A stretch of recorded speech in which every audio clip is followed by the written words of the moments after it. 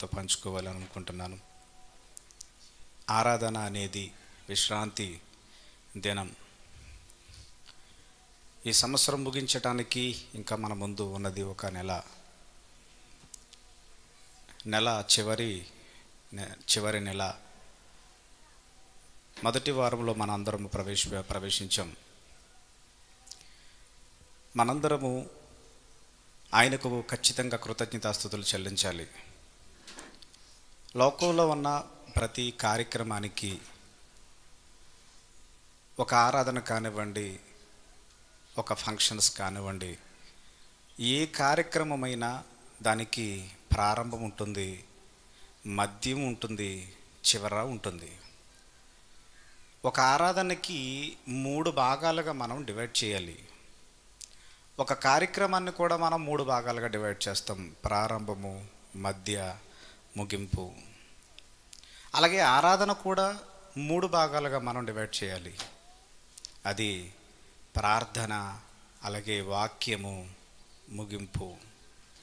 ఈ 3 భాగాలలో మనం ఏది మిస్ చేసుకుంటున్నామో ఒకసారి పరిశీలన చేసుకోండి. దేవుని మహాకృపను బట్టి కొన్ని మాటలు మీతో చెప్పాలని నేను ఆశపడుతున్నాను. క్రైస్తవులుగా మనం తెలుసుకోవలసిన ప్రారంభ సంగతులు, మనం చాలా గొప్ప గొప్ప సంగతులు మనం వింటున్నాం, లోతైన ఆలోచనలోనికి వెళుతున్నాం, నేర్చుకుంటున్నాం. అలాగే వింటున్న ఈ మాటల ప్రకారం మనం జీవితాలు ఉంటున్నాయా లేవా అనేది మనం ఒకసారి ఆలోచించాలి.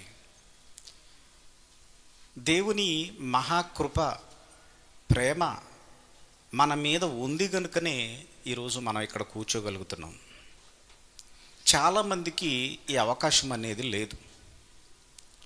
దేవుడు మనకి ఈ అవకాశాన్ని, అదృష్టాన్ని మనకిచ్చాడు. కాలాన్ని, సమయాన్ని మనం సద్వినియోగపరుచుకోవాలి. ఈ పాఠానికి నేను ఒక చిన్న టైటిల్ ఒకటి పెట్టాను. అదేంటంటే క్రీస్తు పిలుపు నిర్లక్ష్యం మరోవైపు. క్రీస్తు పిలుపు నిర్లక్ష్యం మరోవైపు. ఇది ఈ పాఠానికి నేను ఎందుకు ఈ టైటిల్ పెట్టానో ఒకసారి ముందు వెళితే మనం ఆలోచనలోకి వెళ్తాం. లోకంలో ఉన్న ఎన్నో సంఘాలు, ఎన్నో చర్చిలు, ఎంతోమంది విశ్వాసులు, ఒక ప్రాంతానికి, ఒక గ్రామానికి కొన్ని చర్చిలు, ఒక 10 ఉంటాయి, 20 ఉంటాయి, ఎన్నో ఉంటాయి. ఆదివారం వచ్చేటప్పటికి ప్రతి సంఘంలో ఉన్న ప్రతి విశ్వాసి ఏమనుకుంటాడు అంటే, నువ్వు ఉద్యోగంలో ఉన్నా ఎక్కడున్నా కానీ ఖచ్చితంగా మనం ఆరాధనలో పాల్గొనాలి అన్న ఆలోచనలోకి క్రైస్తవ విశ్వాసులు, సంఘస్థులు అందరూ వెళ్ళిపోతారు. ఏది ఏమైనా అంటే నేను ఆరాధనలోని ఉంటేనే నాకు ఆ రోజు వారమంతా గడుస్తుంది అన్న అభిప్రాయం మనకు కలుగుతుంది. ఆదివారము అని అనగానే విశ్రాంతి దినంలోనికి మనం ప్రవేశించాలి అన్న అభిప్రాయం మనందరికీ ఉంటుంది. ఆనాడు యేసుక్రీస్తు వారు ఒక పిలుపును, ఆనాటి ఇశ్రాయేలీయులందరికీ ఒక పిలుపును ఆయన ఇచ్చాడు. ప్రపంచ మానవాళికి ఒక పిలుపు అందుకుంది. ఇశ్రాయేలీయులకి కూడా ఒక పిలుపు వచ్చింది. అలాగే ప్రపంచ మానవాళికి కూడా ఒక పిలుపును ప్రజలు అందుకున్నారు. ఆ పిలుపును అందుకునే ఈరోజు మనం ఈ దేవుని సన్నిధిలో మనం కూర్చుంటున్నాము. ఏమండి, ప్రపంచ మానవాళిలో అందరిలో మనం ఉన్నాం. మనందరికీ ఒక పిలుపు ఉంది. ఆ పిలుపును అందుకునే మనం ఎక్కడ కూర్చున్నాం. అది ఏ పిలుపు అని ఆలోచిస్తే ఒక్కసారి మత్తయి సువార్త 11వ అధ్యాయము, మత్తయి సువార్త 11వ అధ్యాయము 28వ వచనం నుంచి చివరి వరకు మనం చదువుకుంటే ఒక పిలుపు, ప్రపంచ మానవాళికి అందిన ఒక పిలుపును గూర్చి ఇక్కడ మనకు కనబడుతుంది. ప్రయాసపడి భారము మోసుచున్న సమస్త జనులారా. ఇది పిలుస్తున్నది యేసుక్రీస్తు వారు, పిలువబడుతున్నది సమాజాన్ని పిలుస్తున్నాడు. ఇక్కడ పిలుస్తున్నది యేసుక్రీస్తు వారు. అంటే యేసుక్రీస్తు వారు పిలుస్తున్నప్పుడు ప్రజలు ఒక భారంతో ఉన్నారు అని అంటున్నాడు ఇక్కడ. అర్థమవుతుందండి? క్రీస్తు పిలుస్తున్నాడు, పిలిచేటప్పటికీ ప్రజలు ఒక భారాన్ని మోస్తున్నట్టుగా మనకు కనపడుతున్నారు. ఇంతకు మోస్తున్న భారం ఏంటి, ప్రజలు మోస్తున్న భారం ఏంటి అన్న ఆన్సర్ మనం తెలుసుకోవాలి. యేసుక్రీస్తు వారు ఒక పిలిచాడు, ప్రజలు ఒక భారాన్ని మోస్తున్నారు అని అంటున్నాడు. నేను మీకు విశ్రాంతిని కలుగజేస్తాను అంటున్నాడు. నేను సాత్వికుడను, దీన మనస్సు గలవాడను గనుక మీ మీద నా కాడిని ఎత్తుకొని నా యొద్ద నేర్చుకొనుడి, అప్పుడు మీ ప్రాణములకు విశ్రాంతి. ఏలయనగా నా కాడి సులువుగాను నా భారము తేలికగా ఉండును అన్న చిట్ట చివరి వచనాన్ని జాగ్రత్తగా ఆలోచించాలి. చాలాసార్లు చాలామంది సేవకులు దీనిని ఎన్నో రకాలుగా అటు తిప్పి ఇటు తిప్పి ఎన్నో రకాలుగా బోధించడం మనం చూస్తాం. ప్రతి సంఘం బయట ఇదే ఉంటుంది, కనపడుతుంది. దారంట పోయిన వాళ్ళందరికీ రండి, లోపలికి రండి, మీకు విశ్రాంతి దొరుకుతుంది, సంఘం లోపలికి వస్తే మీకు విశ్రాంతి ఉంటుంది అనే అభిప్రాయం చాలామంది సేవకుల్లో ఉంటుంది. మీరు లోపలికి వస్తే మీకు విశ్రాంతి వస్తుంది. ఎలా వస్తుంది? ఆ చిట్ట చివరి వచనాన్ని ఒక్కసారి జాగ్రత్తగా పరిశీలించి మరొకసారి చదవండి దాన్ని. యాలయనగా నా కాడి సులువుగాను నా భారము తేలికగాను ఉండును. అంటే యేసుక్రీస్తు వారి దగ్గర ఒక కాడి ఉంది, ఒక భారము ఉంది. యేసుక్రీస్తు వారి దగ్గర ఒక కాడి ఉంది, ఒక భారం ఉంది. అలాగే ప్రపంచ మానవుడి దగ్గర కూడా ఒక భారం ఉంది, ఒక కాడి కూడా ఉంది. అర్థమవుతుందండి? యేసుక్రీస్తు వారు 28వ వచనంలో మనం చదువుకున్నప్పుడు ఆ వచనంలో మనకి ఏం కనపడుతుంది అంటే, సమస్త ప్రయాసపడి భారము మోయుచున్నా అంటే ఏదో మోస్తున్నారు ప్రజలు. ఇక్కడున్న మనందరికీ ఒక భారాన్ని మోస్తున్నాం మనం, ఒక కాడిని మోస్తున్నాం మనం. అంటే ప్రతి ఒక్కరికి ఒక కాడి ఉంది, ఒక భారం ఉంది. ఈ భారాన్ని మోసే ప్రతి ఒక్కరికి ఒక విశ్రాంతినిస్తాను అన్న అభిప్రాయం అనేది మనకు కలగాలి. అంటే అర్థమవుతుందండి? యేసుక్రీస్తు వారి దగ్గర ఒక కాడి ఉంది, యేసుక్రీస్తు వారి దగ్గర ఒక భారం ఉంది. అప్పటికే ప్రజలు క్రీస్తులోకి రాకముందు ఒక భారాన్ని, ఒక కాడిని మోస్తున్నారు. అర్థమవుతుందండి? అంటే లోకంలో ఉన్నవారు మోసే ఒక భారం ఉంది, ఒక కాడి ఉంది. ఇలా భారాన్ని మోస్తున్న వీళ్ళందరికీ ఒక పిలుపు వచ్చింది. అది ఏంటంటే, నేను మీకు విశ్రాంతిస్తాను అంటున్నాడు ఆయన. అంటే లోకంలో ఉన్న వారికి ఒక విశ్రాంతిని మోస్తున్న, ఒక భారాన్ని మోస్తున్న వారికి మీరు లోపలికి రండి నాయనా, నేను మీకు విశ్రాంతినిస్తాను అని అన్నాడు ఆయన. ఇది అర్థం కావాలి అంటే ఒకసారి మోషే గారు ఒక పిలుపును ప్రపంచ మానవాళిని పిలిచాడు. అప్పటికి ఇశ్రాయేలీలు ఒక బానిసత్వము అనే ఒక కాడి కింద ఉన్నారు, శ్రమలలో ఉన్నారు, కష్టాలలో ఉన్నారు, బాధలలో ఉన్నారు.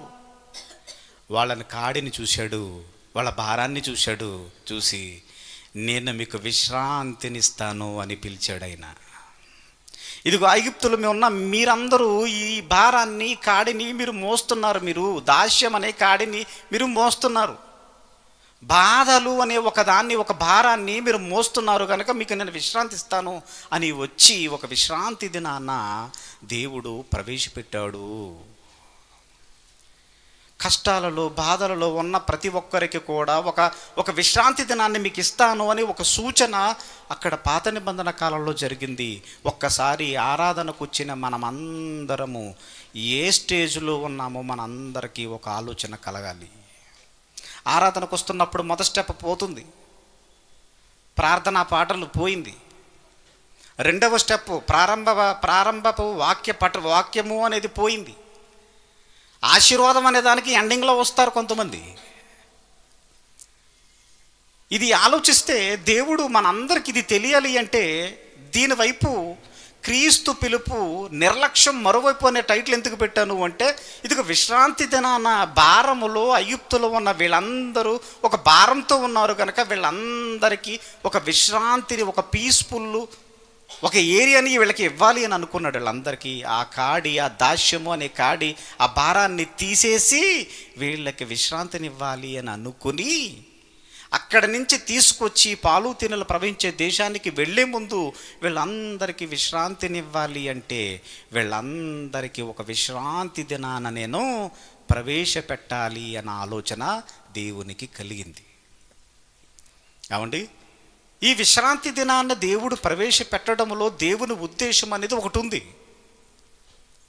ఇశ్రాయేలీయులకు విశ్రాంతి దినాన్ని ప్రవేశపెట్టడంలో దేవుని ఉద్దేశం ఒకటి ఉంది.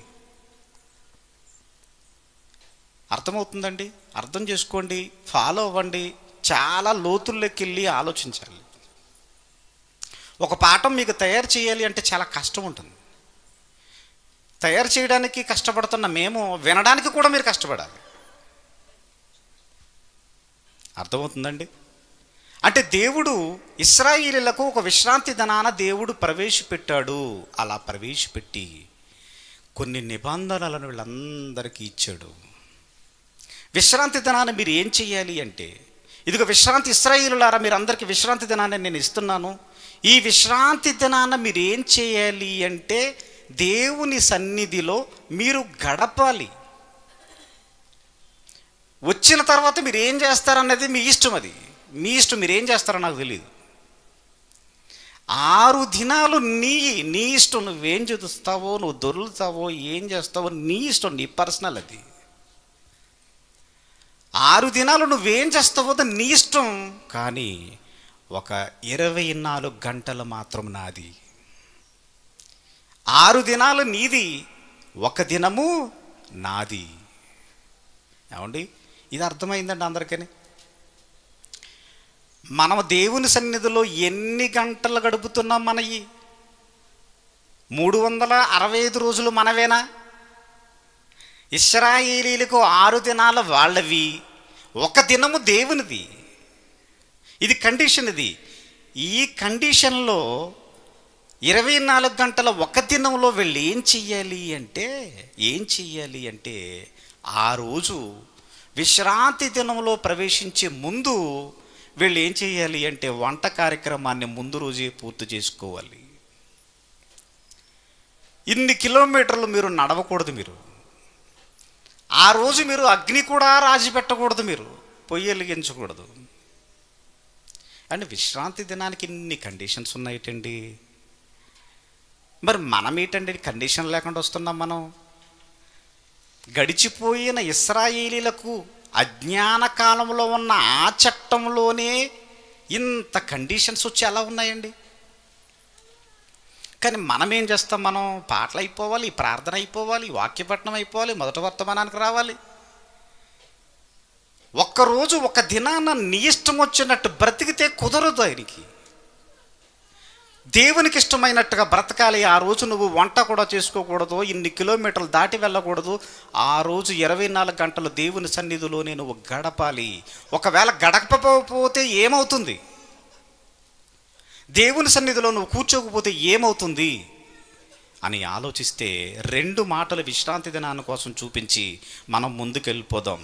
నిర్గమాకాండం 16వ అధ్యాయము 23వ వచనంలో ఒక మాటను గురించి మనం చదువుకుందాం.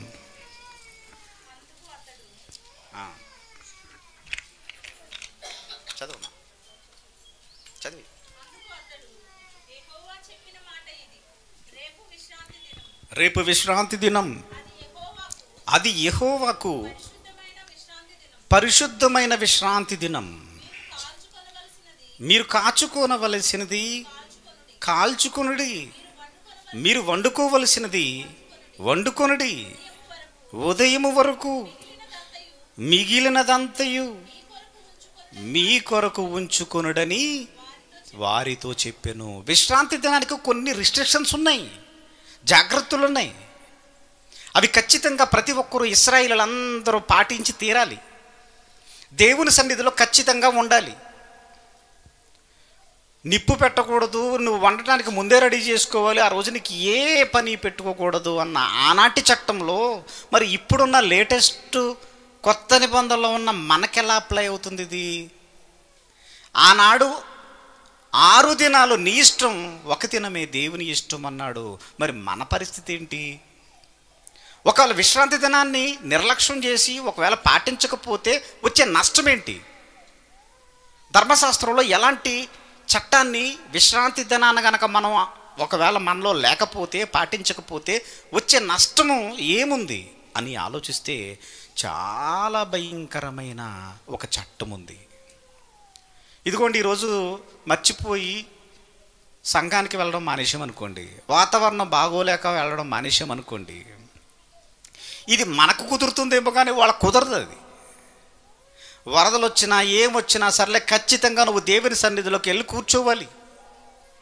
ఒకవేళ కూర్చోలేదనుకోండి, అప్పుడు ఏం జరుగుతుంది అని ఆలోచిస్తే ఒక్క మాట, నిర్గమకాండం 31వ అధ్యాయము, నిర్గమకాండము 31వ అధ్యాయము 15వ వచనంలో ఒక మాట ఇక్కడ కనపడుతుంది చూడండి. 6 దినములు పని చేయవచ్చును, 7వ దినము యెహోవాకు ప్రతిష్ఠిత దినము, విశ్రాంతి దినము. ఆ విశ్రాంతి దినమున పని చేయు ప్రతివాడు తప్పక మరణ శిక్ష నొందును. ఏమంటే విశ్రాంతి దినానికి ఆనాటి ఇశ్రాయేలీల కాలంలో, ఇశ్రాయేలీల ధర్మశాస్త్రంలో విశ్రాంతి దినానికి నువ్వు వెళ్ళకపోతే, నువ్వు అక్కడికి వెళ్ళి నువ్వు ఏదైనా ఒకవేళ వ్యతిరేకమైన పని చేస్తే అతన్ని చంపేయమంటున్నాడు ఏంటండి? ఒక విశ్రాంతి దినాన ఒక్క రోజు కనుక మీరు దేవుని సన్నిధిలో కూర్చోకపోతే నిన్ను చంపేయమంటున్నాడు. మరి మనకెందుకు ఇది అప్లై అవ్వట్లేదు? అజ్ఞాన కాలంలో వ్రాయబడిన ధర్మశాస్త్రమే అంత స్ట్రిక్ట్గా ఉంటే, ఇప్పుడు లేటెస్ట్గా చాలామంది ఏమంటున్నారు తెలుసా అండి?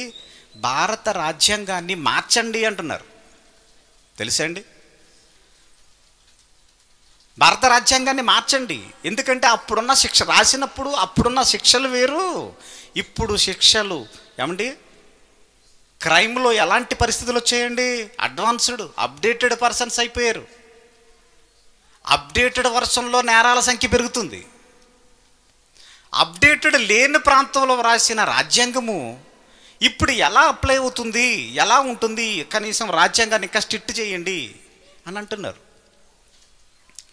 అప్పుడు అజ్ఞాన కాలంలో వ్రాయబడిన ధర్మశాస్త్రంలో ఉన్న శిక్షలే నువ్వు విశ్రాంతి దినాన నువ్వు ప్రవేశించకపోతే వాళ్ళని చంపేయమని అంటున్న ఆజ్ఞ మనకి ఎలా అప్లై అవుతుంది? ఇది మనకెందుకు నిర్లక్ష్యం చేస్తున్నాం మనం?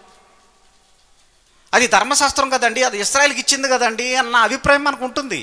చట్టాలు అక్కడ వర్తించుకుంటాం మనం, మన ఇష్టాచారంగా మనం ఆలోచించి. అవునండి, దేవుని చట్టం ఎంత కఠినంగా ఉంటుందండి. దేవుని సన్నిధిలో ఒక రోజు నువ్వు గడపకపోతే మరణశిక్ష విధించాలి అంటున్నాడు. వాళ్ళు ఇశ్రాయేలీయులు ఎంత భయంకరంగా ఆలోచించేవారేమో, ఇంత భయంకరంగా ఉంటుందా ఈ శిక్షలు అని. ఈ విశ్రాంతిని, మోషే ధర్మశాస్త్రాన్ని తప్పించుకోవటానికి ఇశ్రాయేలీయులు వేసిన పన్నాగాలు అంతా ఇంత కాదు. వాళ్ళు ఎలా అనుకుంటున్నారు వాళ్ళు?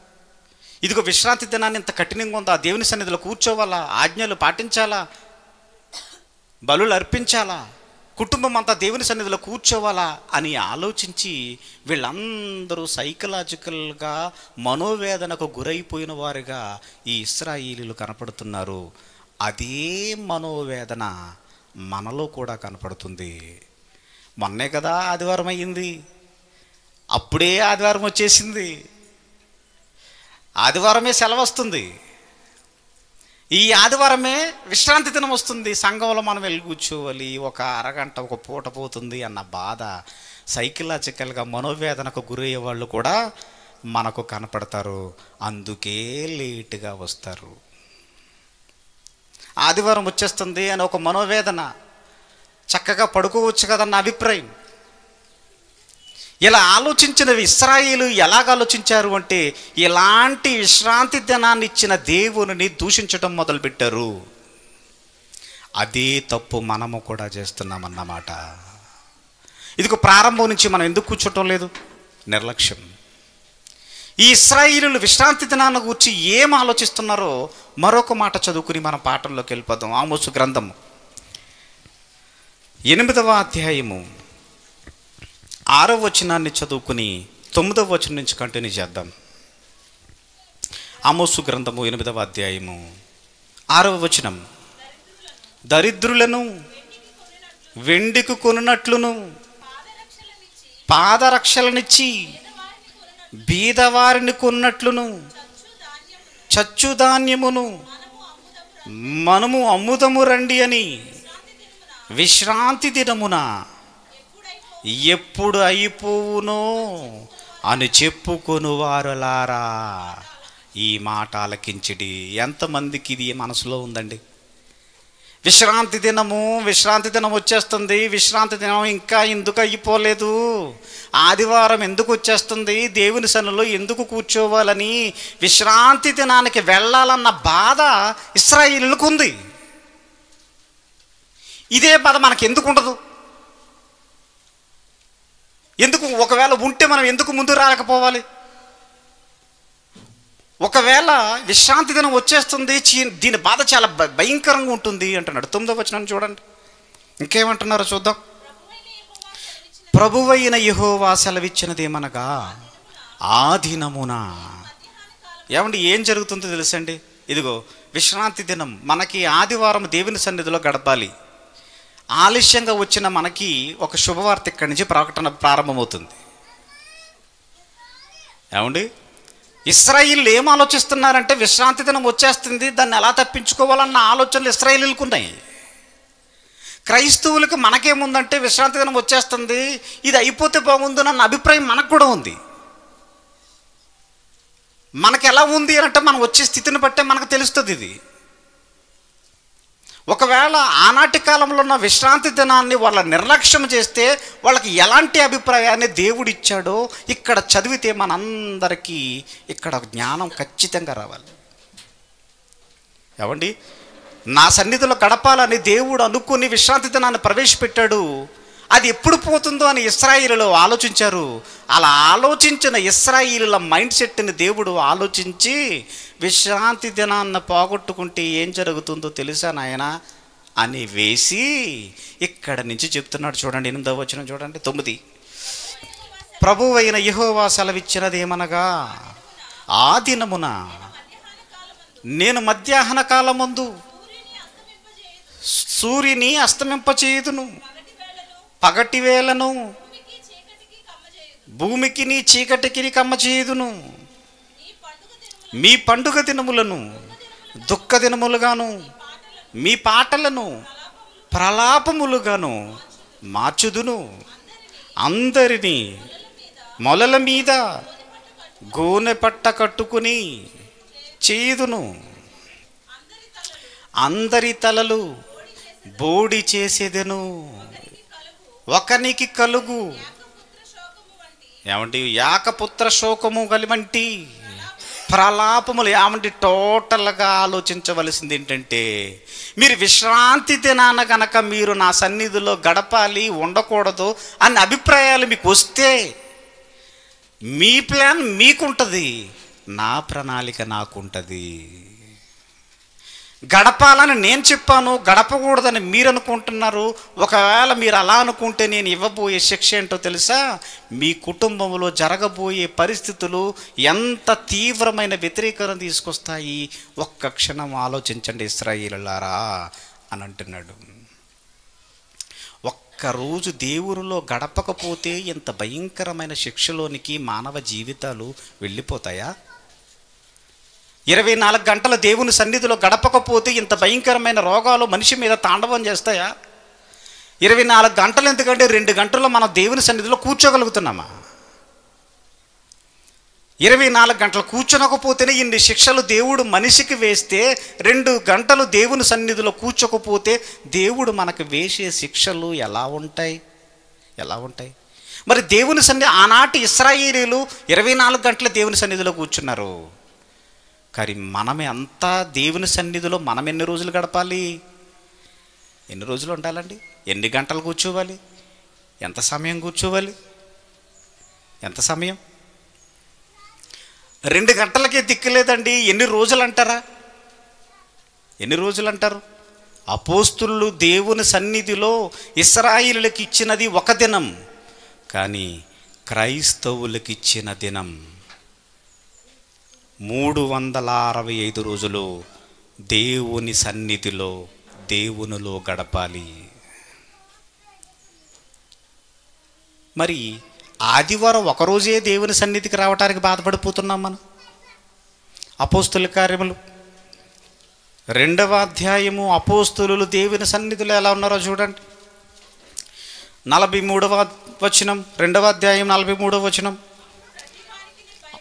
అప్పుడు ప్రతివానికి భయము కలిగెను, మరియు అనేక మహత్కార్యములను సూచక క్రియలను అపోస్తుల ద్వారా జరిగించి విశ్వసించిన వారందరూ ఏకముగా కూడి 46-47 వచనం. మరియు వారు ఏకమనస్కులై ప్రతిదినము దేవాలయములో తప్పక కూడుకొనుచు ఇంటింటా రొట్టె విరుచుచు. ఆనాడే అపోస్తుల కార్యములు ఇది బాగా చదువుకుని మీకు అర్థమైతే, ఆనాటి కాలంలో దేవుడిచ్చిన ఒకరోజు దేవుని సన్నిధిలో కూర్చోకపోతే అంత భయంకరమైన శిక్ష. ఇశ్రాయేలులు వెళ్ళిపోతే నేటి క్రైస్తవ సమాజంలో దేవుని సన్నిధిలో మనం ఎంతసేపు ఉండాలి, ఎంతసేపు దేవుని సన్నిధిలో మనం గడపాలి? ఒకవేళ గడపకపోతే వచ్చే నష్టం ఏం తీసుకుంటాం మనం? అందుకే ప్రపంచ మానవాళిని అందరినీ పిలుస్తున్నాడు. ఇదిగో దేవుని సన్నిధికి వెళ్దామా మానేద్దామా అన్న ఆలోచనలో నేటి క్రైస్తవ సమాజానికి ఉన్నాయి. ఇదిగో ఒక భారాన్ని, ఒక కాడిని మోస్తున్న ప్రజలున్నారు ప్రపంచం మీద.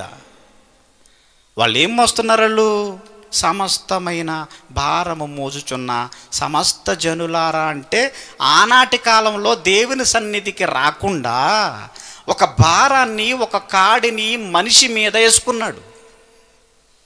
ఇంతకు మోస్తున్న భారం ఏంటి? ఏం మోస్తున్నారండి? మత్తయి సువార్త 11వ అధ్యాయము మరలా చదువుకుందాం, చాలా మందికి అర్థం కాలేదు ఇది. 11వ అధ్యాయం 28వ వచనం. మత్తయి సువార్త 11వ అధ్యాయము 28. ప్రయాసపడి భారము మోయుచున్న సమస్త జనులారా నా యొద్దకు రండి, నేను మీకు విశ్రాంతి ఇస్తానంటున్నాడు. అంటే ప్రజలు ఏదో ఒక భారాన్ని మోస్తున్నారని, ఆ భారాన్ని తీసి మీకు విశ్రాంతినిస్తాను అని చెప్తున్నాడు ఆయన. కింద చివరి వచనంలోకి వెళ్ళిపోతే అక్కడ నేను సాత్వికుడను. చివరి వచనాన్ని చదవండి.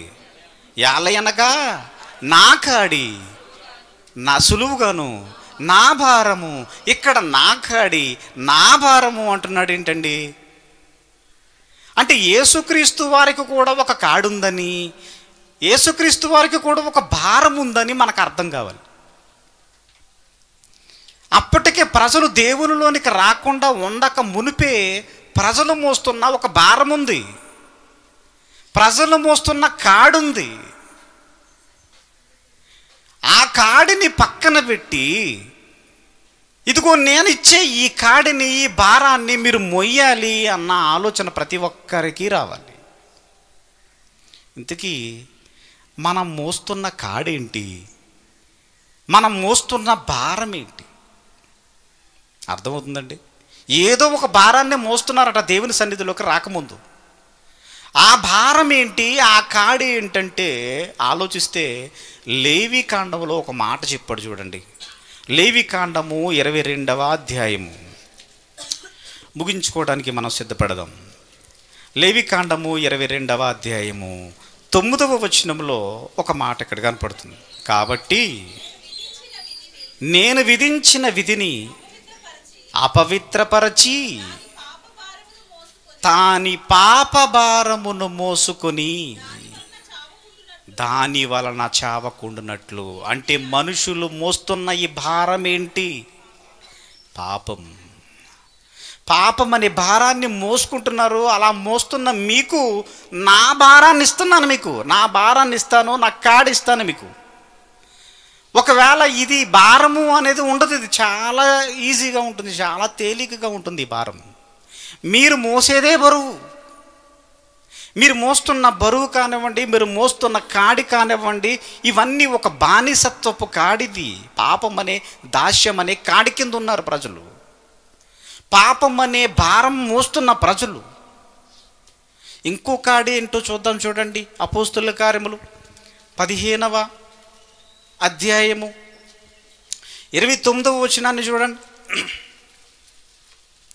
అపోస్తుల కార్యములు 15వ అధ్యాయము 29వ వచనం.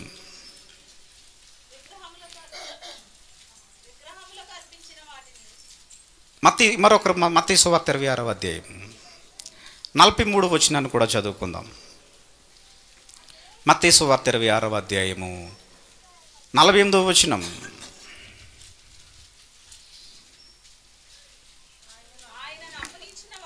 ఆయనను అప్పగించినవాడు నేనెవరిని ముద్దు పెట్టుకును, ఆయనే యేసు. ఆయనను పట్టుకునుడని వారికి గుర్తు చెప్పి వెంటనే యేసునద్దకు వచ్చి, బోధకుడా నీకు శుభమని చెప్పి ఆయనను ముద్దు పెట్టుకునేను. యేసు, చెలికాడా.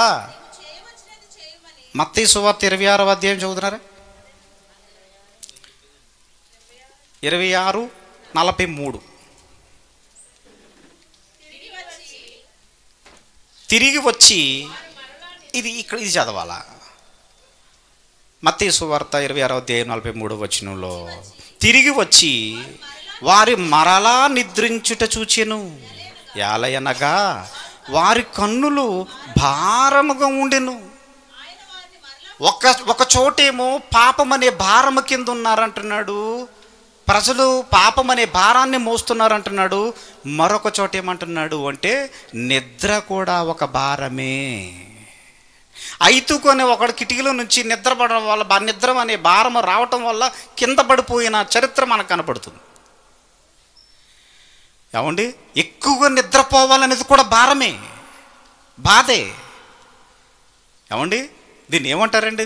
ఎక్కువసేపు నిద్రపోయిన వాళ్ళు ఏమంటారు? నిద్రపోతు. ఇది కూడా భారమే. అంటే ప్రజలు పాపం అనే భారము, నిద్రమనే భారాన్ని మోస్తున్న వాళ్ళందరికీ ఒక పిలిపిచ్చాడు. ఆ పిలిపి ఏంటంటే, నేనిచ్చే కాడిస్తాను, నేనిచ్చే భారాన్ని ఇస్తాను అంటున్నాడు ఆయన. అందుకే ప్రపంచ మానవాళ్ళందరినీ పిలుస్తున్నాడు. పిలిచి, సమస్తమైన జనులారా నా యొద్దకు వస్తే నా కాడిస్తాను, నా భారాన్ని మీకు ఇస్తాను. ఇంతకీ యేసుక్రీస్తు వారు పిలుపులో ఇవ్వబోయే ఆ కాడేంటి? ఆ భారము ఏంటి? యేసుక్రీస్తు వారు పిలిచి, నేను నా కాడిస్తాను, నా భారాన్ని ఇస్తాను, అది మోస్తేనే మీకు విశ్రాంతి అంటున్నాడు. ఇప్పటి వరకు మోస్తున్న వాళ్ళు అది పాపం అనే భారం, నిద్ర అనే భారాన్ని మోస్తున్నారు. యేసుక్రీస్తు వారు ఇవ్వబోయే కాడి, యేసుక్రీస్తు వారు ఇవ్వబోయే భారం, ఆ భారాన్ని క్రైస్తవులుగా నేను మీకు ఇస్తాను అంటున్నాడు. ఇక్కడ మనందరికీ కూడా ఈ రెండిటిని మోస్తేనే మనకి విశ్రాంతి. అర్థమవుతుందండి?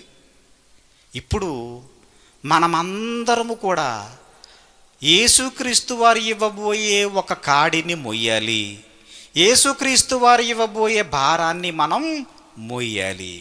ఈ రెండిటిని మనం మోసి అప్పుడు కష్టపడిన వారికి మాత్రమే ఇవ్వబోయేది విశ్రాంతి. అది పరలోకంలో దేవుడు ఇవ్వబోయేది. ఇప్పుడు ఎంతమంది క్రీస్తు కాడిని ఎత్తుకున్నారు?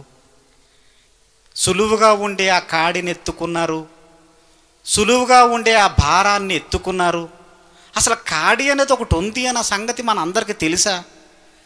ఒకవేళ ఈ రెండింటిని గురించి మనకు తెలియపోతే మనం విశ్రాంతిలోనికి వెళ్ళడం అనే సంగతి మనకు అర్థమవుతుందా? ఇంతకే కాడేంటి? ఆ భారం ఏంటి? ఏమండి, ఈ ప్రశ్నలకు సమాధానం మరొకసారి తెలుసుకోవడానికి మనం ప్రయత్నం చేద్దాం. చిన్న ప్రార్థన చేసుకొని ఇంకా గొప్ప సంగతులు నేర్చుకోవడానికి మనం సిద్ధపడదాం. మమ్మల్ని మిక్కిలిగా ప్రేమించిన మా ప్రియ పరలోకపు తండ్రి, నీ ఘనమైన ఉన్నతమైన నామానికి వందనాలు చెల్లించుకుంటున్నాం దేవా. క్రైస్తవ్యంలోనికి వచ్చిన మాకు మీరిచ్చే మీరిచ్చే భారాన్ని మేము ఇంకా మోస్తున్నామో లేదో మాకు తెలియదు నాయన. వస్తున్నాము, వెళ్ళిపోతున్నాం. విశ్రాంతి దినంలో కూర్చోనకపోతే మరణశిక్ష విధించమని చెప్పారు నాయన. ఒక్కరోజు మాత్రమే ఇశ్రాయేలు కూర్చోవాలి, కానీ నేడున్న పరిస్థితిని బట్టి దేవుని సన్నిధిలో ప్రతిరోజు మీ సన్నిధిలో గడపాలని చెప్పని మీ మాటలు మర్చిపోకుండా జ్ఞాపకం ఉంచుకొని భారము కలిగి నాయన మీ కొరకు ఉన్నతంగా నమ్మకంగా బ్రతికే భాగ్యాన్ని దయచేయండి. అమూల్యమైన మాటలతో మా హృదయాలను తృప్తిపరుస్తున్న నీ కుమారుల రవికుమార్ గారికి చక్కటి ఆరోగ్యాన్ని దయచేస్తారని ప్రభు అయిన యేసుక్రీస్తు నామమున ఈ ప్రార్థన అడుగుచున్నాం పరమ తండ్రి, ఆమెన్. మరి ప్రేమ్ కుమార్ గారు చక్కటి విషయాలు సంఘానికి బోధించడం జరిగింది. చక్కటి విషయాలు బోధించినటువంటి మరి ప్రేమ్ కుమార్ గారికి క్రీస్తు నామమున వందనాలు. నిజమేనండి, లేవికాండంలో మంచి మాటలు చెప్తాడు. 6 దినములు పని చేయవలెను, వారం 7వ దినమున విశ్రాంతి దినము, అది పరిశుద్ధపు సంఘపు దినం అన్నాడు. ఎందుకంటే ఆదివారము చాలా విలువైనది, పరిశుద్ధమైనది. ప్రతి నిమిషము ప్రతి గంట చాలా విలువైనది. ఎందుకంటే ఇప్పుడు చూసిన వాళ్ళు పొద్దుట కనిపిస్తలేదు. ఎందుకంటే ప్రతి ఒక్కరు చాలా జాగ్రత్తగా ఉండాలి దేవుడి పట్ల. నిజమే, నిజంగా చెప్తున్నాను, మాతోనండి 15 సంవత్సరములు దేవునితో పనిచేశాడు. నిజమండి, మాతో తిరిగాడు సేవకి. మరి ఈఆర్ఓ గణరాజు గారు మరి జేగిరిపాడు గ్రామంలో ఆయన నివాసం.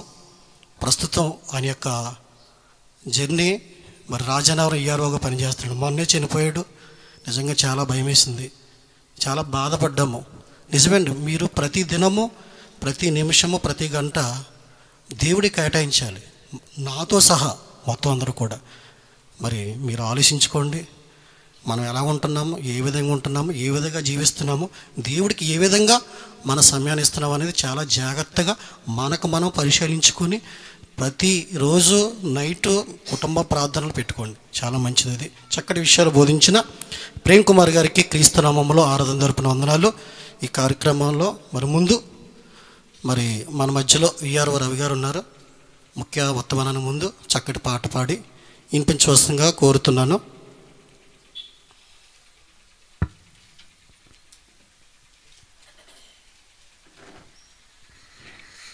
అందరికీ వందనాలండి. అందరికీ తెలిసిన పాటే మరొకసారి పాడదాం.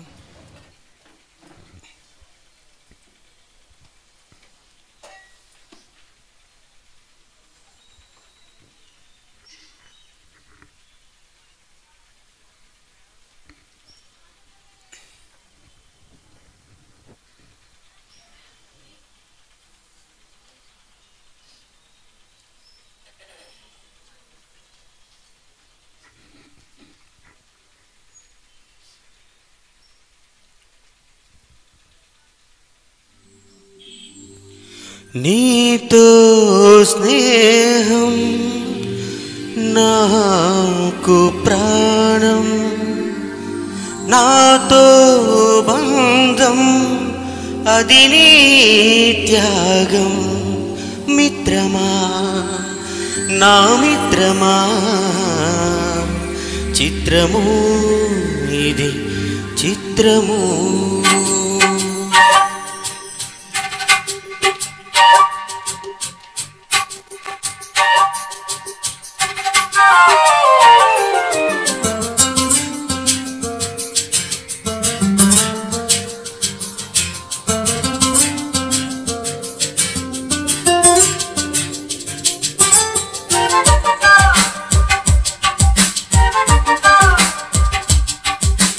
మిత్రమా నా మిత్రమా,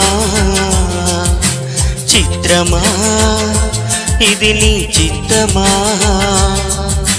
మిత్రమా నా యేసయ్యా, చిత్రమే ఎంతో చిత్రమే. స్నేహం నీ స్నేహం ప్రాణం నాకు ప్రాణం నీ స్నేహం నాకు ప్రాణం ప్రాణం నీ స్నేహం నా గుండెల్లో నిండావు నీవు నిండుగా ఎదలోతుల్లో నిలిచావు నాకు తోడుగా నా గుండెల్లో నిండావు నీవు నిండుగా ఎదలోతుల్లో నిలిచావు నాకు తోడుగా మిత్రమా నా మిత్రమా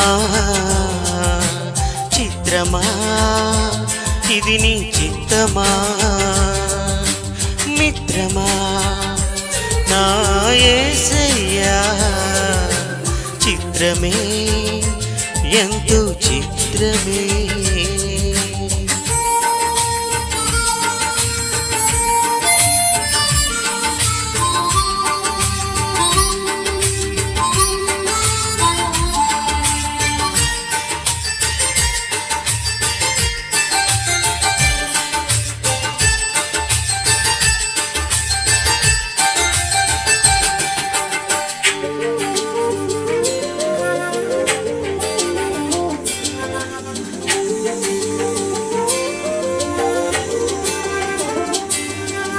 మట్టిని మనిషిగా మలచినావు మనిషిని మమతతో నింపినావు మమతకు మంచిని నేర్పినావు మంచికి మనసును ఇచ్చినావు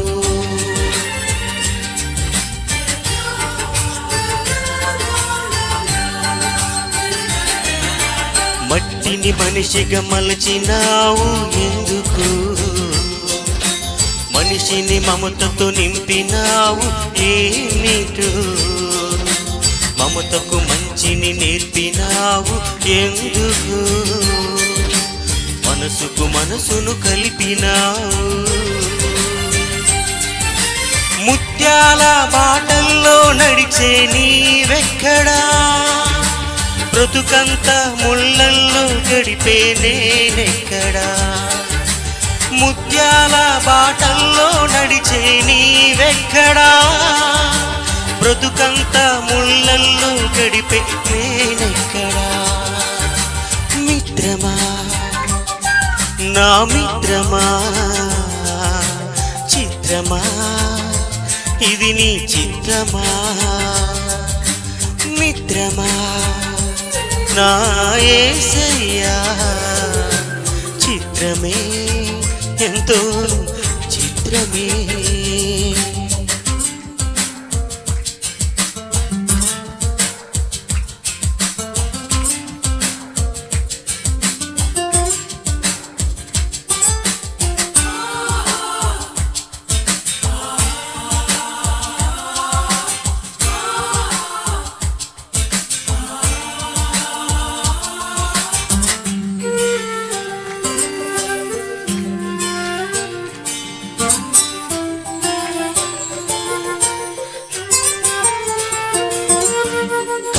నీరు తుడిచినావు కంటికి రెప్పై నిలిచినావు వింతగా నన్ను వలచినావు తండ్రివై నన్ను పిలిచినావు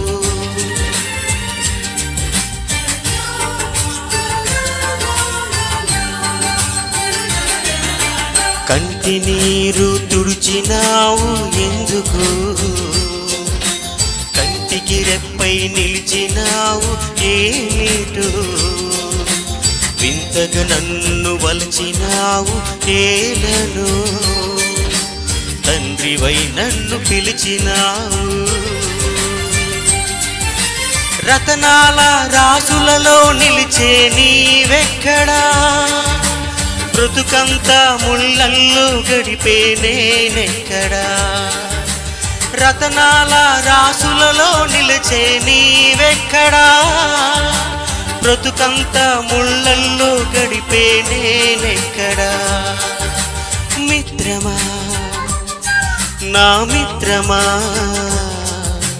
చిత్రమా ఇది నీ చిత్రమా